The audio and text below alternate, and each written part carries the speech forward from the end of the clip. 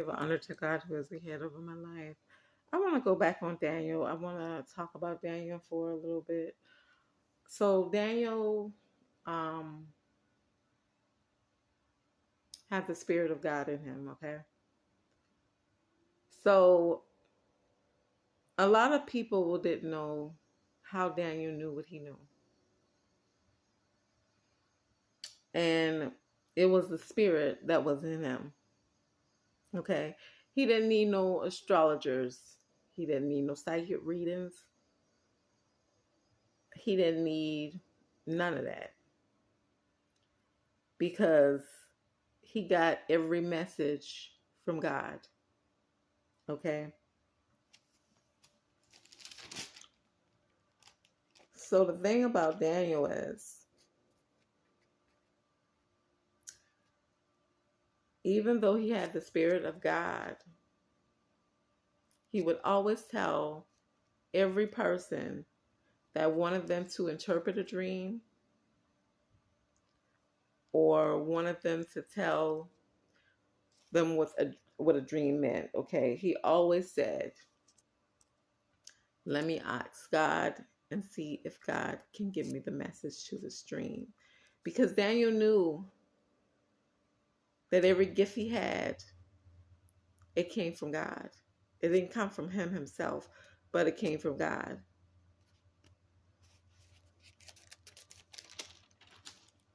So Daniel could interpret dreams.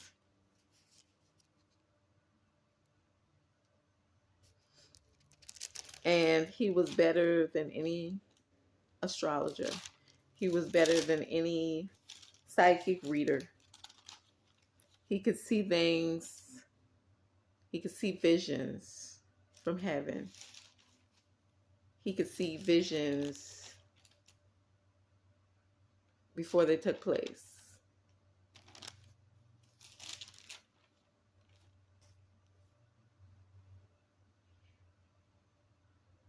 So in this, a lot of people were amazed at the power that Daniel had. But see, Daniel only had these powers because God gave him these powers. Because he was led by the spirits. He was led by the Spirit to do God's work. See, and Satan wanted Daniel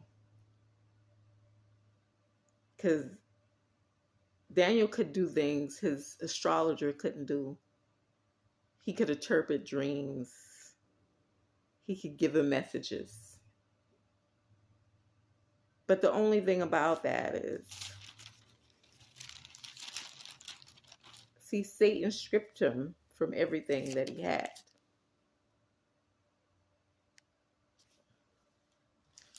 But the only thing was,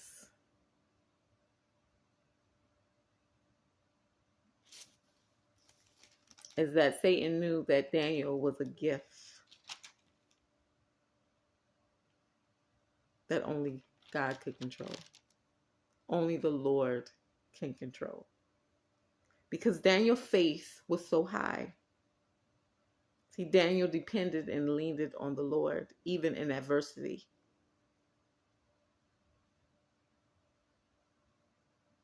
This is something that Satan couldn't understand and didn't like. But this is also something that Satan worshipped because he never seen anyone that had such a strong faith. Whenever you're a chosen vessel and you have the seal of God and you have the devil wanting your soul and will do anything for it, will use anybody for it, will use your friends, will use your sister, will use your spouse, just so that he would be able to get your soul. That there is a high calling on your life, okay? So you don't have time to be hasty. You don't have time to say, I'm going to do this or I'm going to do that to this person. Because the greater calling is your life is at stake. Um, Whenever you have Satan trying to get a chosen vessel that's already sealed with God to try to stray her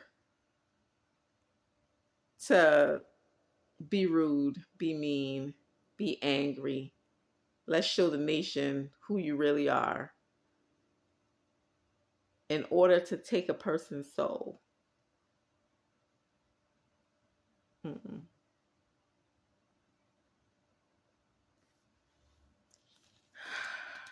I'm going to be as humble as I possibly can.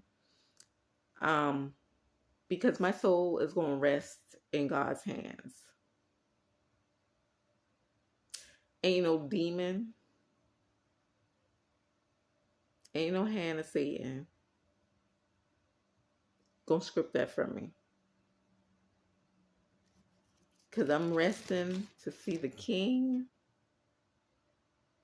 While I still have the time, I'm gonna be led by the Spirit to do God's work until the Lord says, Sharon, it's time for you to go.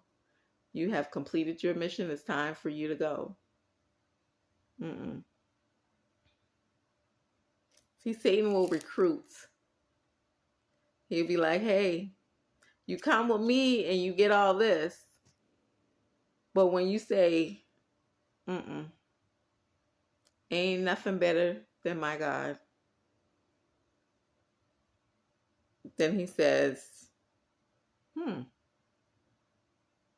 we got to tear her down because she messing up what we trying to do. We trying to get all these people. We trying to destroy them. But every time she comes on the scene, she shows them her light.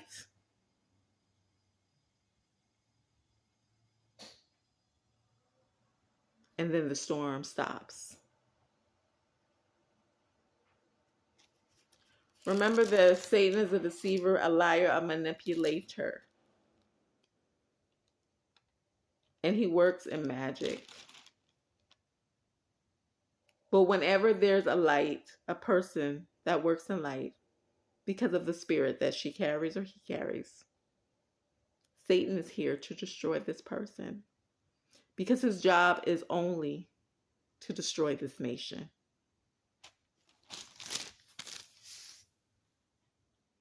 God bless.